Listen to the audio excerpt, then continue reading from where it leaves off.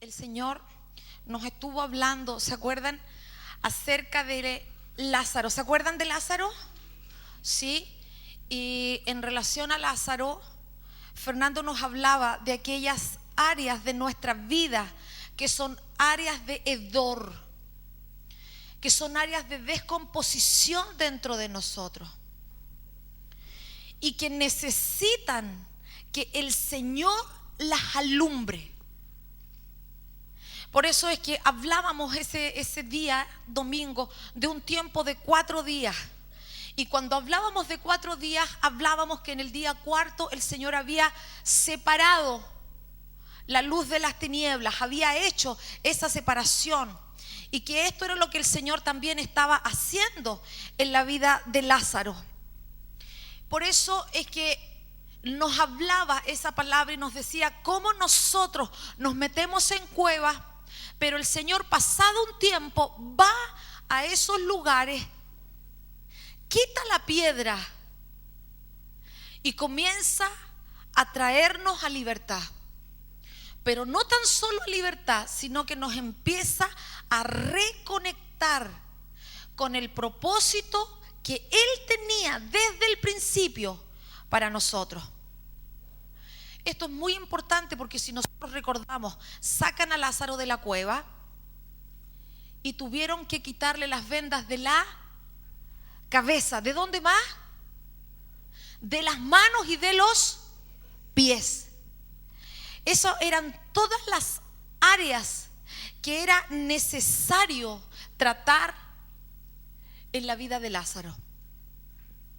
Y quiero llevarle a pensar un poquito en esto. Cada vez que la palabra habla de una cueva, o cuando la gente se mete en cuevas, es porque tiene un conflicto emocional. Es porque tiene que enfrentar ciertas situaciones y se siente incapaz de confrontarlas. Les hablo el caso de David. David gana la victoria, derrota a Goliat, la gente comienza a cantar, Saúl mató a 1000, pero David a 10.000, y empieza una persecución, al punto de que Saúl quiere quitarle la vida. ¿Y cómo lo resuelve David? Huye a la cueva de Adulam. ¿Recuerdan ustedes quiénes se encontraron con David en la cueva? ¿Quiénes? Gracias, pastor. Afligidos de espíritu. ¿Qué más? Los endeudados. ¿Quién más? Los enlutados. La gente que tiene un conflicto emocional y no sabe cómo confrontarlo, se esconde en la cueva.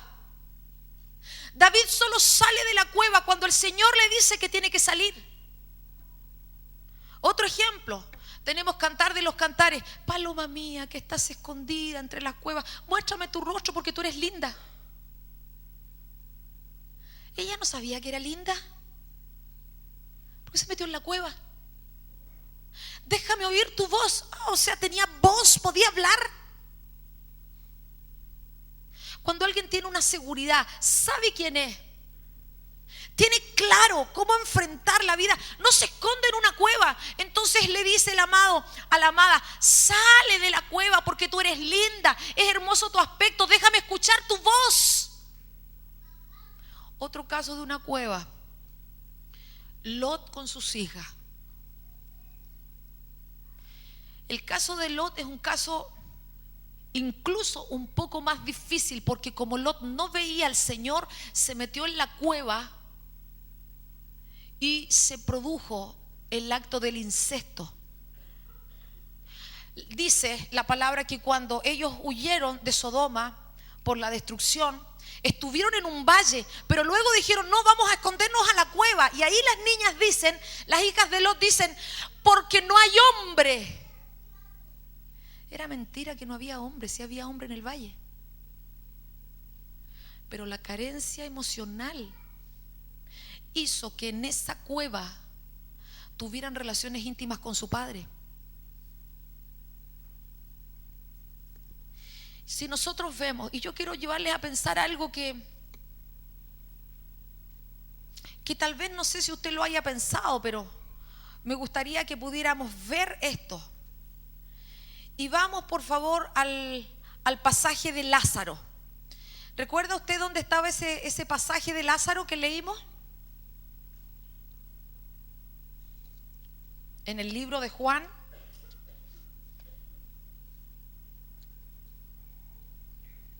Búsquele usted allí conmigo. Quiero llevarle a pensar un poquito en cómo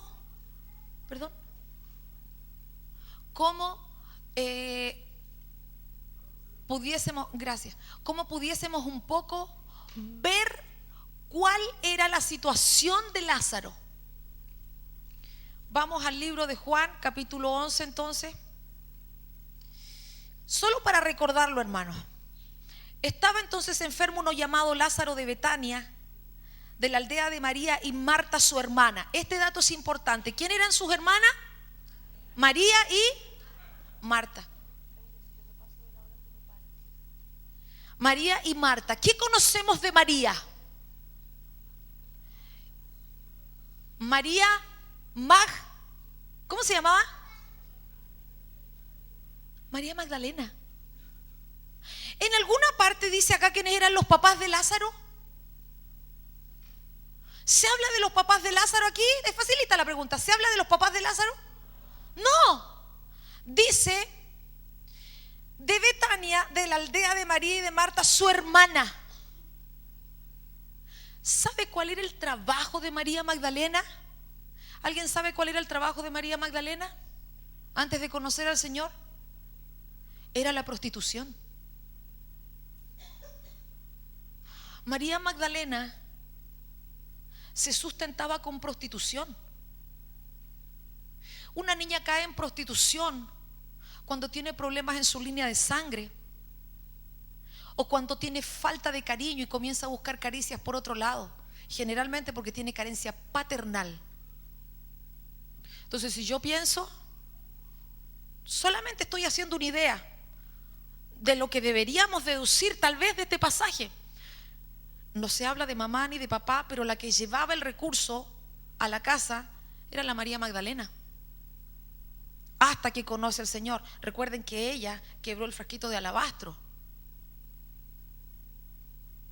Y de Marta, ¿qué sabemos de Marta? ¿Qué hacía Marta? Afanada y turbada. Ella hacía las labores de la casa. Ella era la mamá de la casa. Una llevaba el dinero, esto lo estoy diciendo como una idea que saco de esto. María Magdalena llevaba el dinero y Marta hacía de mamá. Porque la palabra no habla de mamá y de papá de Lázaro. ¿Qué pasa con Lázaro? Lázaro es a quien Dios ayuda. ¿Qué pasa? Suponga que era el hermano menor. ¿Qué hacemos con el hermano menor? Lo protegemos. Ahí está el Mati. Lo cuidamos. Le aguantamos las mañas al Facundo, ¿no? Al Máximo. A Mateo. Si nos descuidamos, saltan arriba de la cabeza de uno. El Fabi, que es menor. Yo soy el único caso, Iván, que aunque era hermana menor, no tenía esa característica. Siempre me mantuve firme. ¿A quién Dios ayuda? Por eso, y miren, estas son cosas que uno podría pensar. ¿Cómo una persona llega a quedarse dormida? ¿Cómo una persona llega a separarse de la vida de Dios? ¿Cómo las carencias, cuando nosotros tenemos carencias en nuestras casas, cómo eso nos va afectando en todo? Nos va afectando en nuestro crecimiento como personas y también nos va afectando en nuestro crecimiento espiritual. No quiero nombrar uno de los jóvenes que estamos tratando, que es hijo menor y que no tiene hábito de nada. Porque como era el hijo menor, no le enseñaron a tener disciplina y tenemos que hacerlo. Cuando llega acá, antes de ministrarlo, mira tu video. ¿Es que tiene algún problema? No. Hijos de otros hermanos, como no tienen disciplina porque fueron mimados hasta lo sumo o porque había culpa en los padres, le decimos: no, si tu hija no tiene ningún problema de trauma, tu hija no tiene disciplina de buscar al Señor. Y como eso no es algo que no tenga una consecuencia, los hijos se apartan del Señor, porque los padres no se dan la pega de sentarse con los hijos y leerles la palabra del Señor y mostrarles a Cristo. Entonces le dice el hijo: es que no tengo ganas de ir a orar contigo. Bueno, ¿qué hacemos para llegar al corazón de nuestros hijos? ¿Cómo lo hacemos? Para mostrarles la verdad. Y sabe que los daños emocionales, hermanos, yo estuve mirando de esto, y los daños emocionales no solamente se producen porque hayan palabras maledicientes. Puede ser que no hayan palabras maledicientes y también se produzcan daños en la gente. Cuando los papás se ponen a pelear, aunque los hijos no tengan que ver con la pelea, ellos se empiezan a abanderar con uno de los dos. Siempre se van a defender al que creen ellos que es más débil. También se producen carencias en las personas cuando hay falta de afectividad y de caricias. Yo les digo, un niño no entiende de problemas económicos. Un niño lo que ve es que el papá no está presente. No va a entender que no está porque está trabajando. Lo comprende en la cabeza, pero emocionalmente no.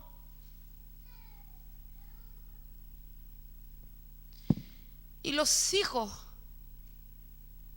empiezan a recordar cosas lindas y también cosas tristes de lo que pasó en su infancia. Yo le hago la pregunta a usted: ¿cuál es el recuerdo más lindo que tiene con su madre o con su padre? ¿Qué recuerdo tiene?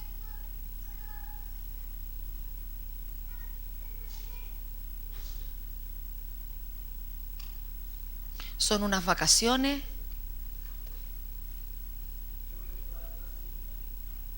¿Jugabas con él?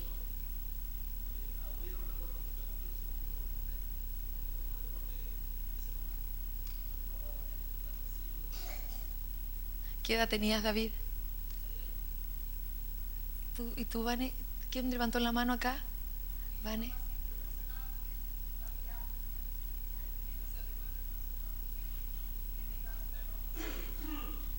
Qué lindo. Sí.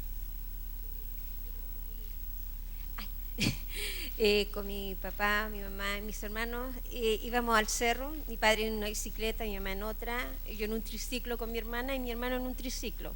Íbamos de familia todo, quedaba como a 2 cuadras el cerro, pero igual íbamos a pasear al cerro. Eso, pero en los días de primavera, antes del 18. Hermoso. Son cosas que se van grabando en uno. Se van escribiendo esos momentos preciosos, esos momentos bonitos que nosotros tenemos. Y que los papás tenemos que entender cuál es la necesidad de nuestros hijos.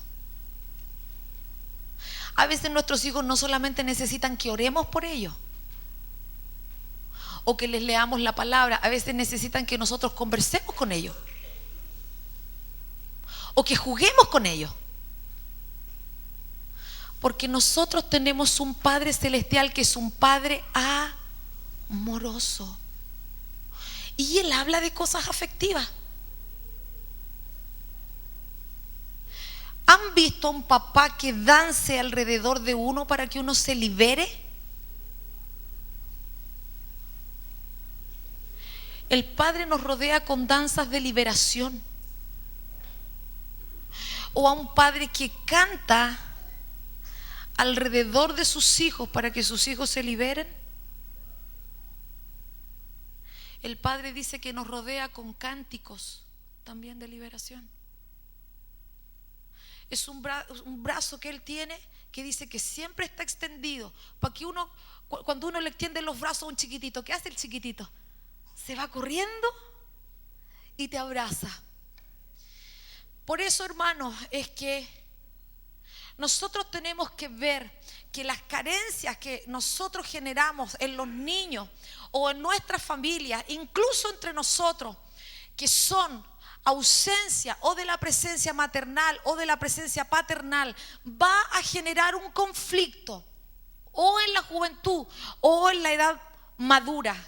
Y yo estuve viendo algunas cosas y la verdad es que descubrí, por ejemplo, que cuando nosotros leemos en las Escrituras acerca de los profetas, siempre la palabra conecta al profeta con su paternidad. Por ejemplo, Isaías, hijo de Amós. Diga conmigo Amós. Isaías, el profeta Isaías, que significa la salvación de Dios, su papá se llamaba Amós. Y Amós significa el que carga peso. O sea que el papá del profeta Isaías era un intercesor. Si el papá era un intercesor, el hijo sabía que el Señor podía salvar, porque veía el fruto de la oración del padre. Se conecta Isaías, hijo de Amós. Mira el otro profeta, Jeremías, hijo de Hilcías. ¿Puede decir conmigo Hilcías? Jeremías. Y anoté lo que significa Jeremías. Jeremías significa exaltado sea el Señor. O sea que Jeremías era un adorador. Eso significa su nombre. Exaltado sea el Señor. Y su papá, que se llama Hilcías. Qué nombre tan raro, ¿no, hermano? Hilcías.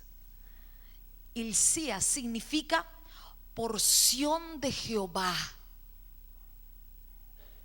Los levitas sabían que ellos no iban a tener tierra, porque el que iba a ser su heredad era el Señor. Entonces eran adorador. De un padre adorador nace un hijo que dice: exaltado sea Jehová. Porque el papá era adorador. Si tu hijito te ve adorando, ¿qué crees que va a hacer? Va a adorar. Nosotros nos criamos con Iván y con la Nancy. Era una iglesia que tenía bancas de madera. Entonces mi papá nunca tuvo ritmo, hermanos. Él no tenía ritmo, pero él afinaba la cosa. Entonces él estudió música y enseñaba las canciones con música. Y enseñaba a un coro que tenían. Entonces enseñaba soprano, contralto, tenor y bajo. Y él tocaba el teclado ahí.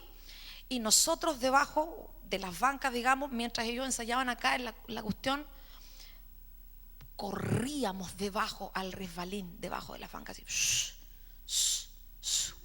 Y una que otra vez, hermano, nos comíamos los chicles pegados de las bancas. El Iván comía más que yo, querida. Yo aborrecía esa práctica, pero como lo veía, lo imitaba.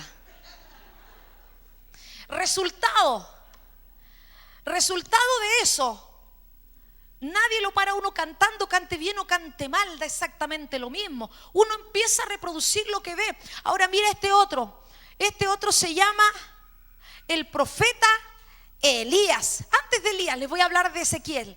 Ezequiel, hijo de Buzi. Este es el que más me gusta. Ezequiel significa poder de Dios. Dios es fuerza. Eso significa Ezequiel.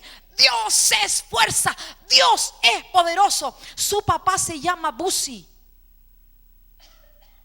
Y Buzi significa el despreciado. Eso significa Buzi. Entonces este hombre, que es el despreciado, decidió no transmitir a su hijo la amargura.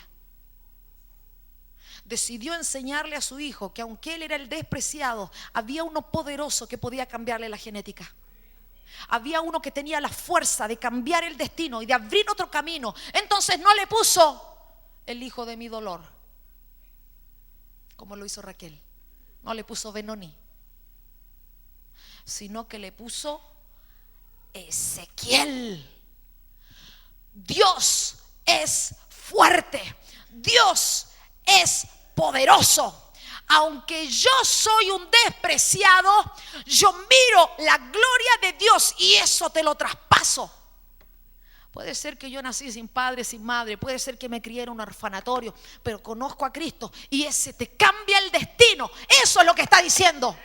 Puede ser que el matrimonio se haya destruido en el año 1, pero el Señor te completa con paternidad y maternidad. Eso es. No nos quedamos en el desprecio. Nos caemos y nos volvemos a parar en Cristo. ¿Cuántos dicen amén? Ahí sí. Nos enfermamos y seguimos adelante. Y viene una tragedia y sabemos que en quien hemos creído es todopoderoso. Amén. Y esto es lo que pasa acá, hermanos. Ahora hablemos del profeta Elías. Elías es hijo de ¿quién?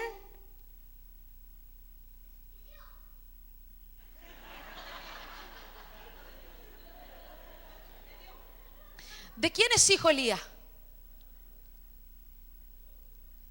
¿Qué dice la palabra? ¿Elías hijo de?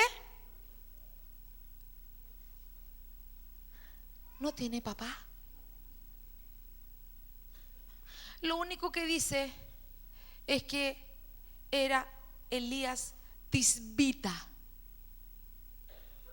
Y Tisbita es una tierra. Es la tierra de Tisbe.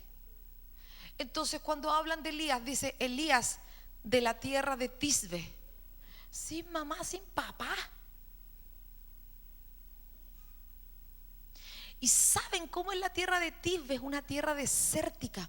Y la tierra de Tisbe, hermano, es terrible.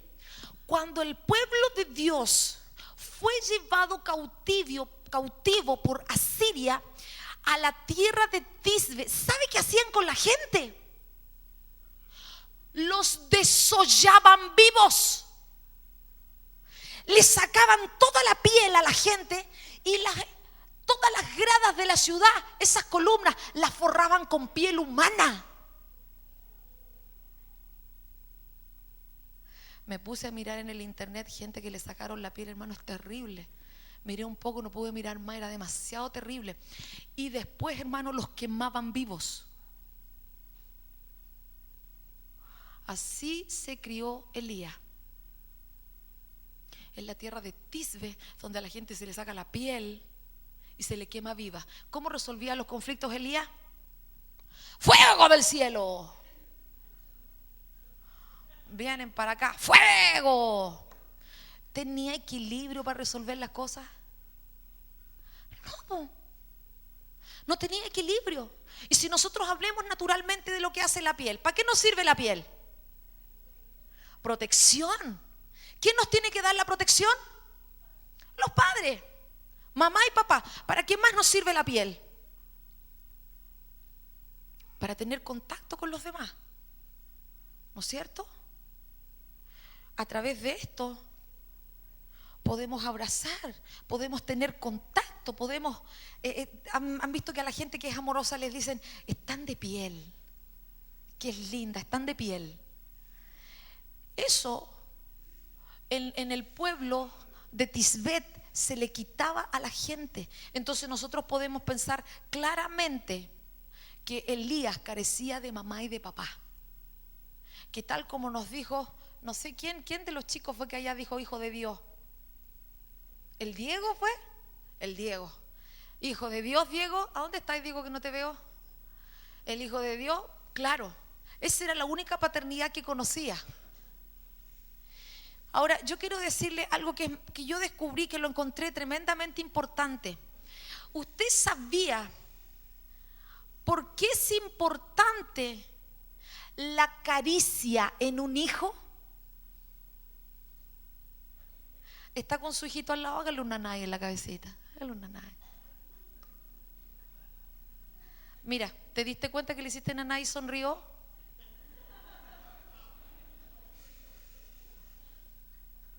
Sonríe el acariciado y el que lo acaricia. ¿Te diste cuenta? ¿Lo pensaste? Sencillamente hiciste un toque de piel. Me acuerdo que había una mujer india que se puso acá en la plaza a vender abrazos, a regalar abrazos, ¿se acuerdan? ¿Era india o no? ¿De la India? Me acuerdo. Fíjate que las caricias en una edad temprana lo que producen en los niños es confianza, seguridad y le ayudan en el crecimiento emocional. Ahora, un chiquitito, y no exageren, niñitos queridos, cuando un niñito es acariciado puede crecer en mayor estatura. A mí creo que me dieron poca caricia, hermanos, porque quedé de 1,50 m. Creo que me faltó harto de la caricia. Pueden desarrollarse más solamente con este acto físico. ¿Cuándo fue la última vez que abrazaste tanto a tu hijo que tu hijo te quiso sacar de encima? ¿Cuándo fue? ¿Cuándo fue la última vez que abrazaste tanto a tu mamá que tu mamá te dijo sale cargante? ¿A quién le pasó ayer? ¿A quién le pasó? ¿Quién te abrazó, David? Tú abrazaste a tu mamá, tanto que te dijo cargante. ¿Cuándo fue la última vez que besaste tanto a tu señora que a tu señora se le acalambró la mandíbula? ¿Estrella fue así?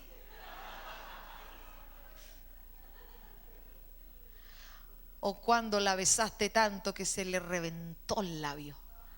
Tendrían que haber visto el beso de ayer, hermano. Yo voy a empezar a pasar los videos del beso de los matrimonios. Porque nosotros necesitamos de eso desde la infancia hasta que somos grandes. Y me voy a comenzar a apurar. Quiero contarte de un estudio que leí. Y la doctora sabe más que yo y me gusta que esté acá porque ella me puede corregir en cualquier cosa. Cuando nacieron bebés prematuros, los bebés prematuros necesitan de la presencia del padre y de la madre. Y los llevan a esos lugares donde ellos están en incubadora para que los tomen en brazos. Porque cuando los toman en brazos los bebecitos empiezan a activarse y se sanan. ¿Es así, doctora Linda? 100% así. Es más, cuando no pueden tomar a los bebecitos, los llevan al lado de la incubadora para que les hablen. Porque los bebecitos, escuchando la voz de los padres, se alientan. Y en un hospital, hermanos queridos, nacieron tantos niños prematuros y el hospital estaba atestado. Entonces los padres no pudieron subir donde estaban los niños prematuros. Todos los niños prematuros que no recibieron las caricias de los padres y de las madres, aunque estaban sanos físicamente, aunque estaban limpios y aunque no tenían ninguna enfermedad, yo lo noté aquí, tenían excelentes condiciones de alimentación, cubiertas todas las necesidades higiénicas y cubiertas todas las necesidades médicas, pero que no pudieron recibir las caricias ni el contacto de los padres, murieron antes de los 2 años de edad. Y los escasos niños que sobrevivieron sufrieron tremendos retrasos físicos, motores, cognitivos y sociales. Yo, hermanos, voy a disparar una lecera porque no sé si es así o no, pero me pregunto cuántos niños que tienen problemas de aprendizaje o de qué sé yo, sanaríamos profetizando, haciéndoles cariño en la cabeza. O viendo sus necesidades, si son hiperactivos, haciendo que sus energías se gasten. Pero ¿cuántos niños que tienen hiperactividad en realidad viven solitos porque la mamita y el papito trabajan? Y no tienen esa afectividad. La Sandrita es especialista en esa área. En el área cognitiva de los niños, en el área emocional y cerebral, es especialista, trabaja en un colegio en eso. ¿Es así, Sandrita? ¿Puede ser?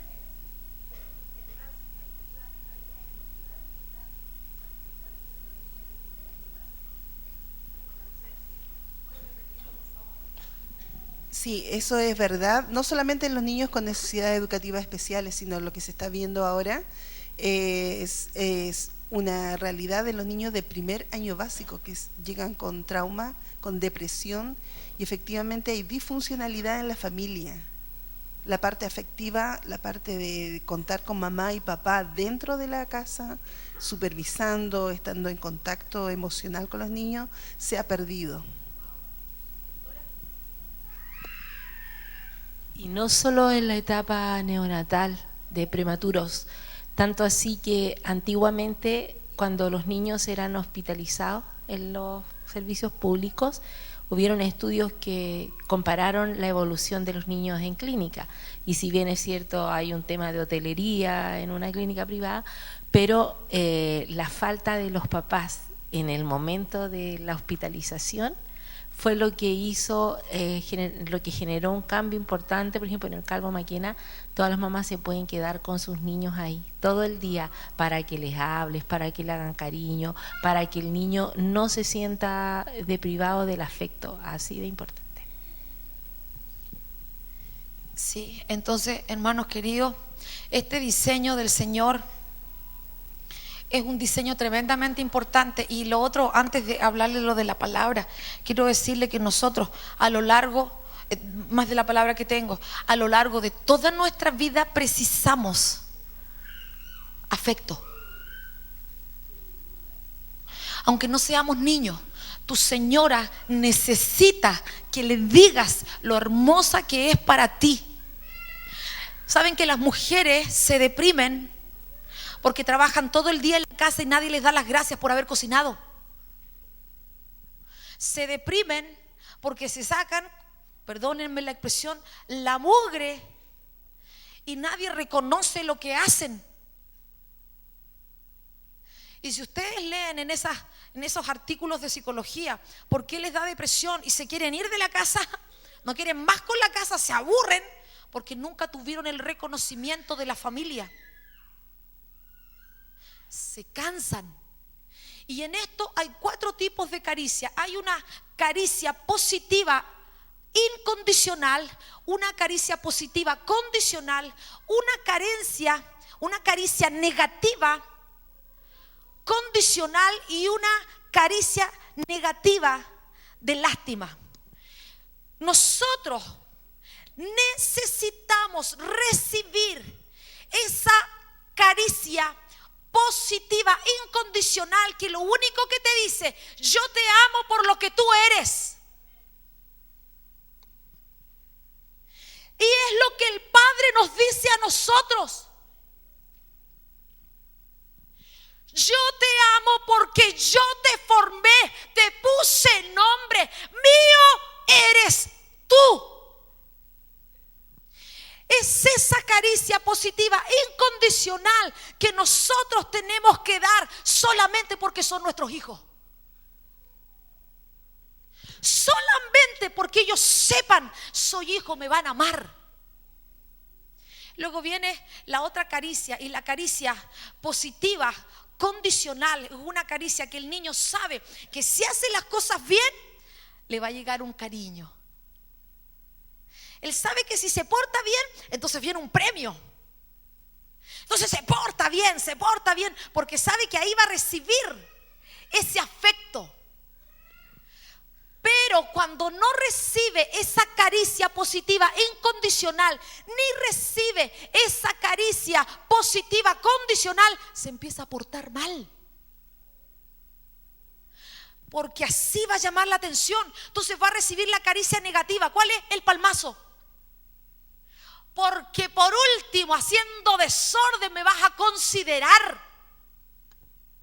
Porque no me ves. Porque cuando hago las cosas bien no me ves.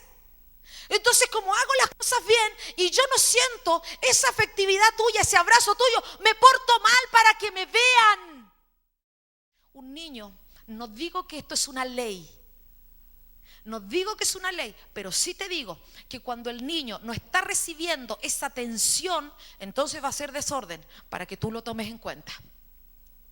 Es más, la caricia negativa, esa de lástima, el niño cuando no recibe ni siquiera la atención, cuando se porta mal, entonces se va a empezar a autodañar, a cortarse los brazos, a golpearse la cabeza, arañarse el pelo, porque si está enfermo va a ser la única manera en que uno le tome la atención. Y ahora quiero avanzar, hermanos queridos, para no tomar tanto, y quiero que por favor vayamos juntos a Segunda de Reyes. Si no terminamos hoy, vamos a terminarlo igual la próxima semana. Segunda de Reyes, capítulo 1.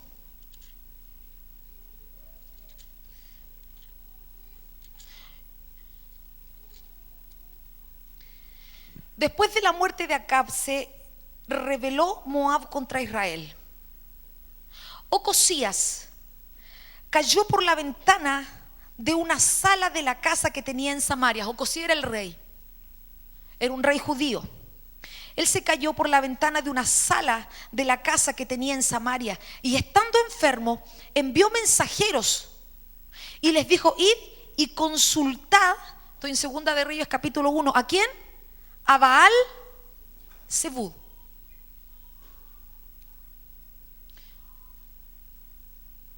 Ocosías, un rey que conocía al Señor, manda a preguntar a servidores de Baal Zebud, dios de Ecrón, si se habría de sanar o no. Entonces el ángel de Jehová le va a contar esto a Elías. Y van donde Elías tisbita diciendo: levántate, suba a encontrarte con los mensajeros del rey de Samaria y dile: ¿no hay Dios en Israel que vas a consultar a Baal Zebud, dios de Ecrón? El ángel del Señor, aquí el ángel del Señor le dice a Elías: anda, vienen esos mensajeros y dile esto, mándale este recado a Ocosías.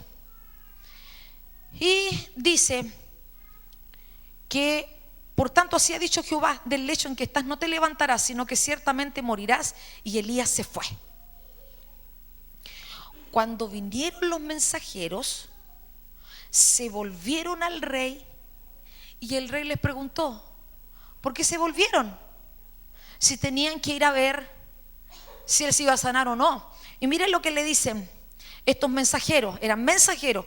Ellos le responden: encontramos a un varón que nos dijo: id, volveos al rey que os envió y decidle: así ha dicho Jehová, ¿no hay Dios en Israel que tú envías a consultar a Baal Zebud, dios de Ecrón? Por tanto, del lecho en que estás no te levantarás, sino que de cierto morirás. Tremenda respuesta para el rey Ocosías: te vas a morir. Y lo primero que dice Ocosías: ¿cómo era? ¿Cómo era ese hombre que les dijo eso? Y mira, ellos le responden: un varón que tenía vestido de pelo. Inconfundible el Elías, igual que Juan el Bautista. Ya supo quién era. ¿Quién más iba a vestir así? Elías. Y para sujetarse esa ropa tenía un cinturón de cuero. Entonces él dijo: Elías, tisbita.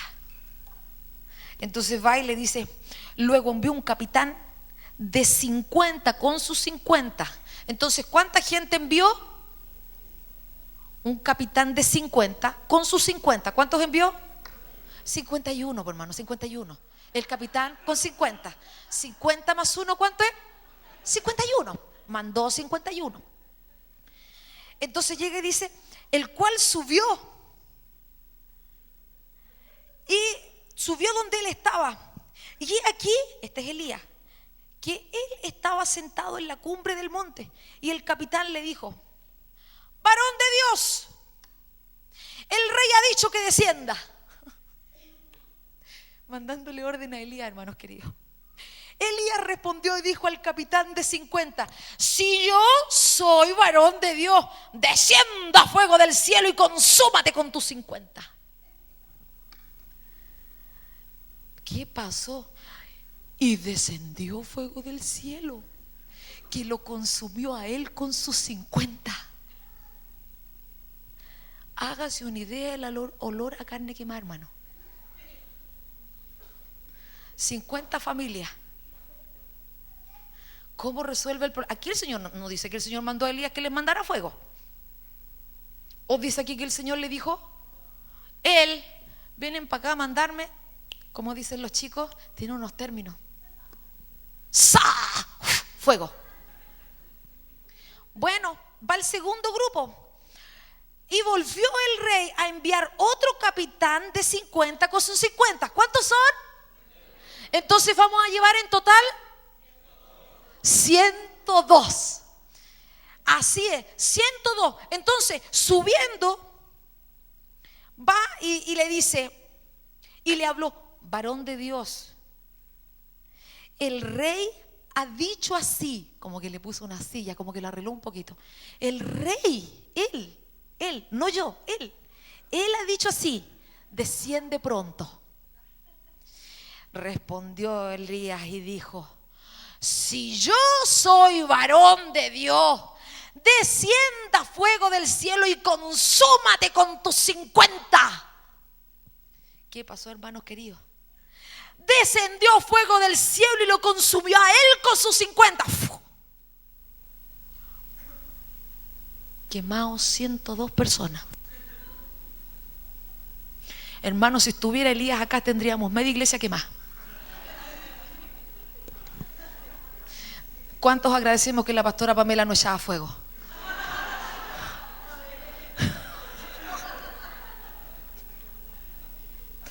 Digamos, estamos unos cuantos carbonizados acá.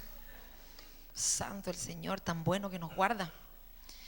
Volvió a entrar el tercer capitán de 50 con sus 50, y subiendo aquel capitán de 50 se puso de rodillas delante de Elías, hermano, arrodillado, y le rogó y le dijo: varón de Dios, te ruego que no le da ni un mensaje, hermano. Primero hace toda una antesala para que no lo queme. Varón de Dios, te ruego que sea de valor delante de tus ojos mi vida y la vida de estos tus 50 siervos. Se los encajó al tiro a él. No le dijo para nada el rey. No, son tuyos. Son tus 50. Y le dice: he aquí, ha descendido fuego del cielo, ha consumido a los 2 primeros capitanes de 50 con sus 50. Sea ahora estimada mi vida delante de tus ojos. Y mira, quiero que veamos esto. Entonces el ángel de Jehová dijo a Elías: desciende con él. ¿Y qué dice después? No tengas miedo. ¿Por qué Elías quemaba a la gente?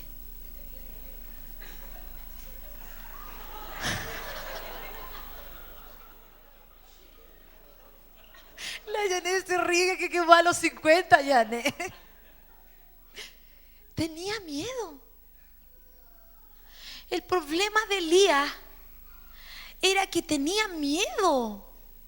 Por eso el Señor le dice, antes de que Elías queme al otro, aunque esté arrodillado, le dice: no tengas temor, no tengas miedo de él.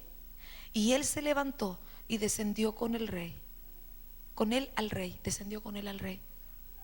¿Cómo estoy por la hora? ¿Estoy bien? ¿Sí? ¿Estoy bien? ¿Me pasé? Sí. Y descendió con él al rey. Entonces nosotros podemos ver de que la forma que él tenía de protegerse era un conflicto emocional de temor. El temor significa: yo no soy capaz de enfrentar esto solo. No puedo enfrentar esto. No soy capaz, me tengo que esconder. Tengo que hacer otra cosa. Hay algo que yo no puedo enfrentar. Una de las cosas que dicen acerca de los ataques de pánico, dicen que los ataques de pánico no son malos, sino que el cuerpo está diciendo: estoy vivo. Por eso el corazón late más rápido. Estás vivo. Por eso que la gente siente que le falta aire, porque tiene tanta sobreoxigenación que no puede entrarle más. Y dicen que uno se tiene que ir enfrentando a eso para que vea que en realidad lo que el cuerpo está diciendo: estoy más vivo que nunca. Y ahora, hermanos, me apuro y voy a leerles Primera de Reyes 19, 2 al 7. Envió Jezabel a Elías un mensajero diciendo: así me hagan los dioses y me añadan. Esto es después de que Elías va y sacrifica a todos los sacerdotes de Baal. Él va y mata a 400 sacerdotes de Baal. Y entonces Jezabel, que ella adoraba a este Dios, va y le dice: así me hagan los dioses y aún me añadan, si mañana a estas horas yo no puse tu persona como la de uno de ellos. Viendo pues el peligro, se levantó y se fue para salvar su vida. Hermano, ¿cómo Jezabel lo iba a matar a la otra hora si los 400 que la seguían estaban muertos? ¿Cómo la iba a matar si todo el pueblo se dio cuenta que el Dios verdadero se llamaba Jehová? ¿Qué la iban a seguir? Pero en su cabeza él no pensó: el Señor me respaldó y no me mataron. El Señor está conmigo. Jezabel está sola. Se mostró que el Dios verdadero es Jehová. Yo mismo maté los 400. ¿Quién la va a ayudar? Sino que como tiene esa carencia de paternidad y de maternidad, lo primero que él hace, dice, viendo el peligro, se levantó y se fue para salvar su vida. Y se vino de Berseba, que está en Judá, y dejó allí a su criado. Hermano, la palabra criado significa infante hasta adolescente. Eso significa la palabra criado. Es una persona que tiene desde la infancia a la adolescencia. Él, para enfrentar lo que venía, necesitaba ser completado de lo que carecía. Y los deja allí en ese lugar. Dice la palabra que va y que lo deja en Berseba. Y él se fue por el desierto un día de camino y vino y se sentó debajo de un enebro, deseando morirse. ¿Qué dice el Salmo 1? Recitémoslo juntos. Bienaventurado el varón, ni estuvo ni en silla, sino está su delicia. Medita de día y de noche. Será como árbol. Cuando el Señor se le aparece a Gedeón, se le aparece debajo del enebro, árbol generacional.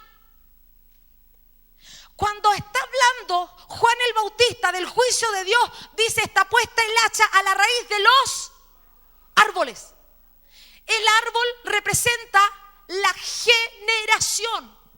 Pero Elías se va a dormir bajo un enebro. Y el enebro no es un árbol.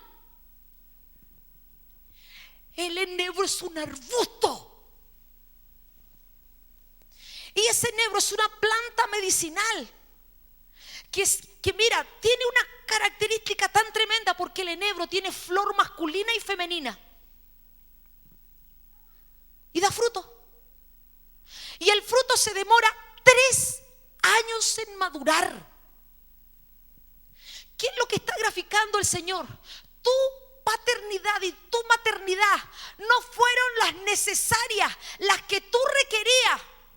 Pero te llevo a ese lugar, te permito llegar a ese momento de crisis, porque yo mismo voy a cubrir lo que te faltó.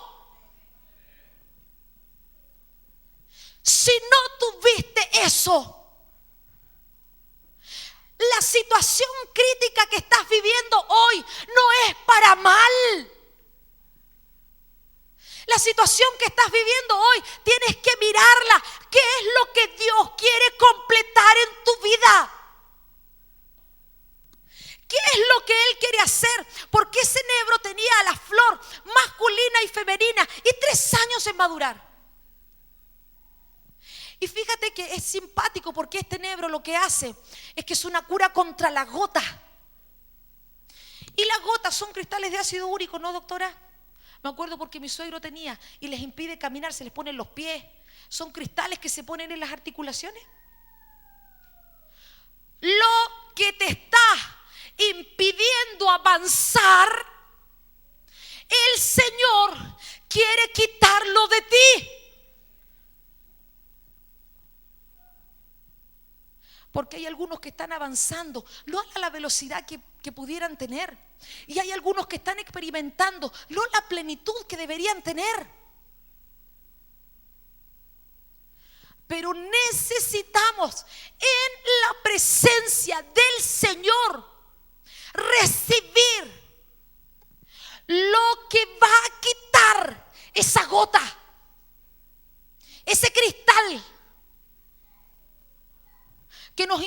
avanzar. Y dice, se sentó debajo del enebro deseando morirse. Y dice, basta, Jehová, quítame la vida, porque no soy mejor que mis padres. Los padres no eran lo mejor. Por eso dice, no soy mejor que mis padres. Quítame la vida. Pero ¿qué hace el Señor precioso? Va y dice, echándose se quedó dormido. Es impresionante cómo cuando el cuerpo descansa se empieza a restaurar. Se empieza a restaurar, se empieza a sanar, se empieza a aliviar. Cuando dejamos de meterle, hermano, tanta papa frita al estómago, se sana también nuestra guatita. Nos empezamos a restaurar. Y dice aquí que va,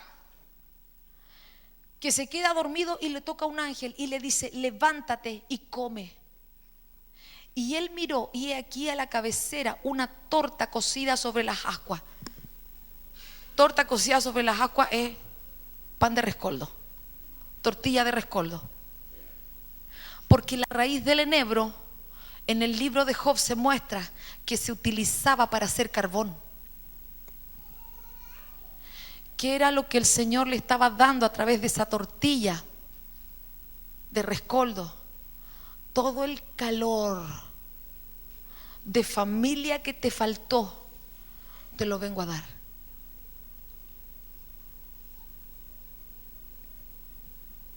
Una de las cosas que a mí me produce tremendo amor en mi corazón es cuando las personas van a la oficina y comienzan a decir, Pastora Anita, me pasó esto, y empiezan a contar situaciones terribles de sus vidas y dicen, pero me siento tan avergonzado o tan avergonzada de contarle esto.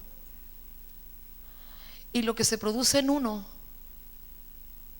no es un pero ¿cómo pudieron hacer tanta cosa?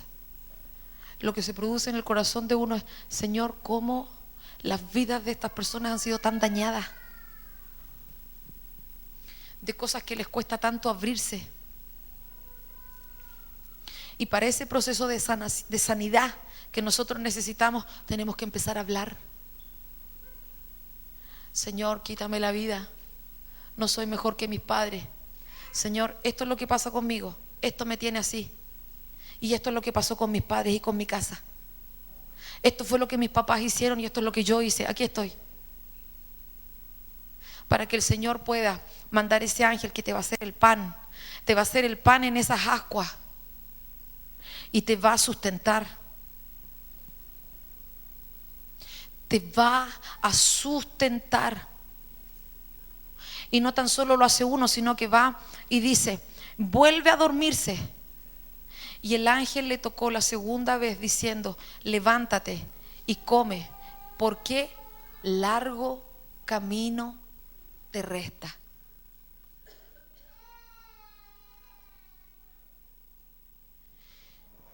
Cuando llegamos a una estación, a un tiempo del Señor, y el Señor quiere llevarnos a otro lugar, siempre vamos a tener una situación de crisis. ¿Cuál es esa crisis? Siento que no escucho a Dios, siento que no me habla nada, la cosa está peor. Es como que llegué acá a la iglesia y te prometo, no sé si seguir o no, porque las cosas van cada día peor. ¿O no les pasó así? ¿A alguien le pasó así? Es que no sé en realidad, ni siquiera sé si este es el camino correcto o no. ¿Por qué, hermanos queridos?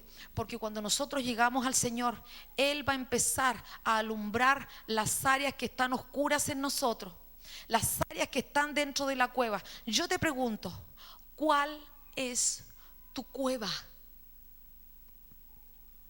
Y creo que la próxima semana vamos a continuar con esto. ¿Cuál es tu cueva? Hay una cosa, hermanos, que el Señor nos ha hablado acá, y quiero comenzar a decírtelo desde ahora. Cuando el Señor te llama a ti y a tu familia. No te llama sola ni te llama solo. Aunque estés viviendo una situación de separación o de divorcio, no te llama para salvarte solo a ti. Quiere tocar tu casa.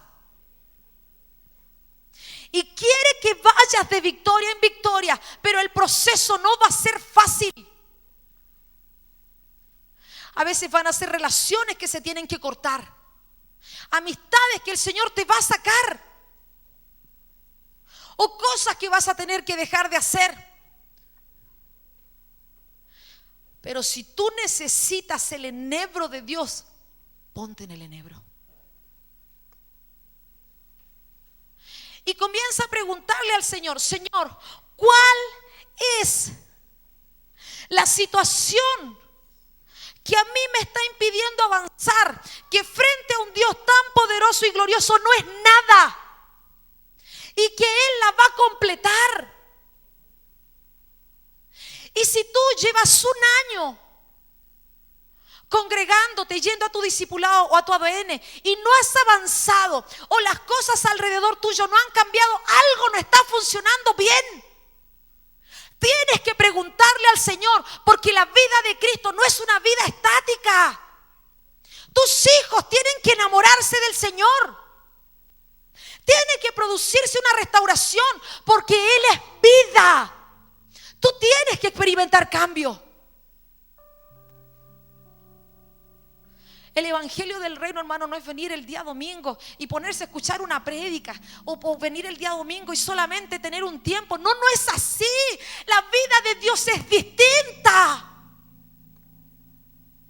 La vida de Dios es que tú sepas lo que te está diciendo, que tú sepas lo que tienes que hacer, porque tienes tanta intimidad con Él que sabes dónde está el camino. Eso es la vida de Dios. No es que la gente nos diga canutos.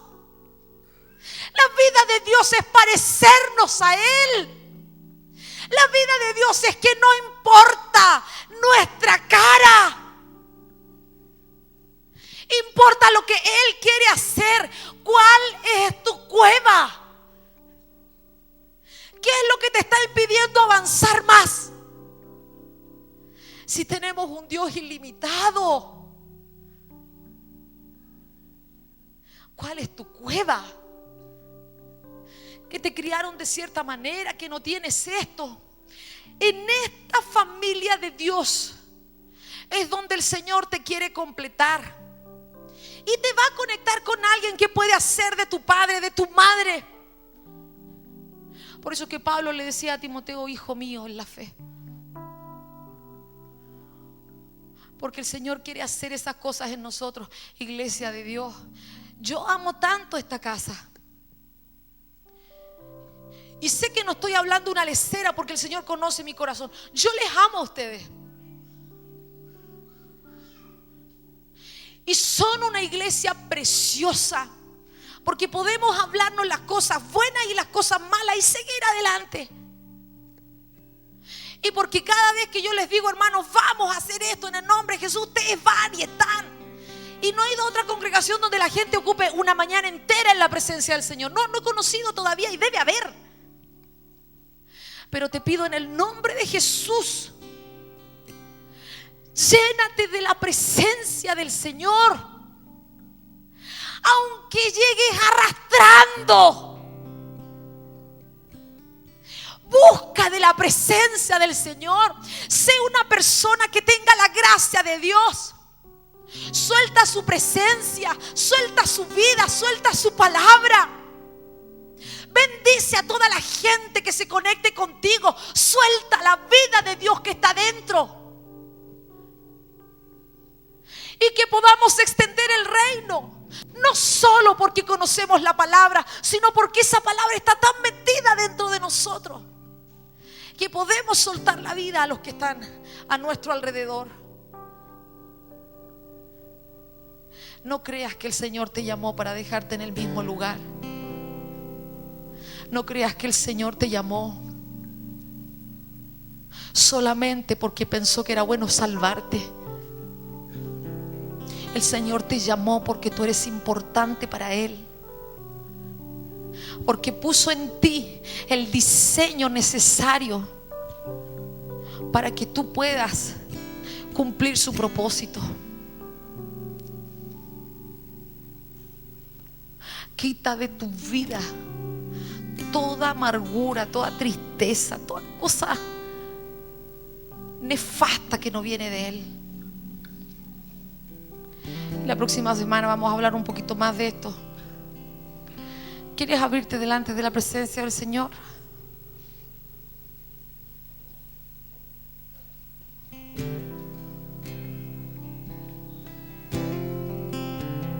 Señor, en el nombre de Jesús,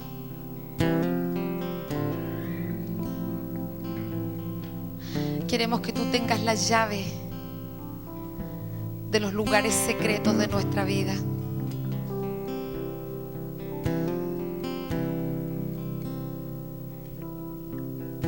Queremos que tu aliento de vida, Señor, así como cantábamos en la adoración, pueda penetrar en nosotros en toda área que necesita ser alumbrada, Señor.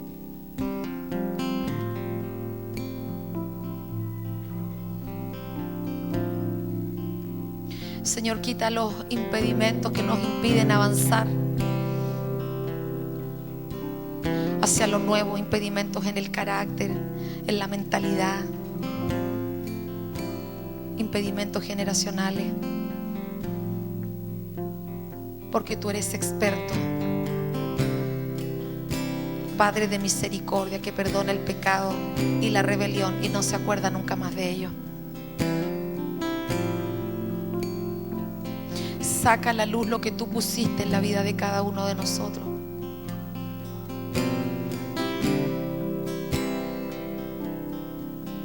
Pone tus palabras en la mente de cada uno de nosotros.